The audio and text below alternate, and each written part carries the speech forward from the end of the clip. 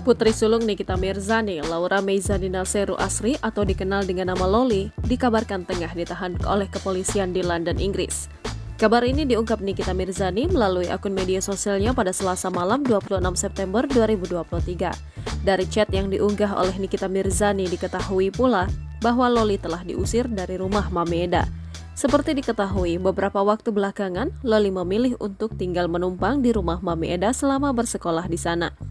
Ramainya kabar mengenai penangkapan Loli oleh polisi London membuat Nikita Mirzani angkat bicara.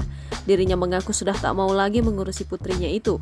Dia bahkan kembali mengingat bagaimana netizen menyerangnya lantaran mengekang Loli agar tidak terjerumus pergaulan bebas. Kalian paham arti ikhlas? Kalian pernah bully saya. Saya dibilang ibu yang tidak baik karena mengekang anak kandung saya sendiri agar tidak ikut-ikutan pergaulan di zaman yang edan ini. Tulis Nikita di akun Instagram miliknya. Dia juga mempertanyakan lagi sikap netizen saat ini memintanya untuk membantu putrinya yang tengah bermasalah hukum di London. Ibu tiga anak ini secara frontal bahwa apa yang terjadi pada putrinya saat ini adalah tanggung jawab dari Mami Eda dan keluarganya. Sampai itu anak jadi hilang arah dan disuruh itu keluarga keras si Juliana dan anaknya Eda tanggung jawab karena udah bikin itu anak rusak, ujarnya.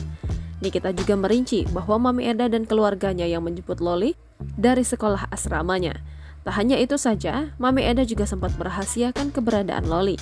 Hingga akhirnya Nikita baru tahu keberadaan Loli setelah muncul video putrinya mabuk. Dia juga meminta netizen untuk menghubungi Tony Dedola yang sempat mengutarakan bahwa Loli sudah dianggap seperti anak kandung Tony. Tony juga mengaku siap membiayai kehidupan Loli selama bersekolah di London. Nikita juga mengungkap bagaimana sikap Mami Eda kepada putrinya. Dijelaskannya bahwa keluarga Mami Eda selalu melakukan live bersama Loli demi bisa mendapat jatah gift yang diberikan penggemar Loli di TikTok. Nikmir juga kembali menekankan bahwa orang yang paling bertanggung jawab adalah Mami Eda terkait kasus saat ini.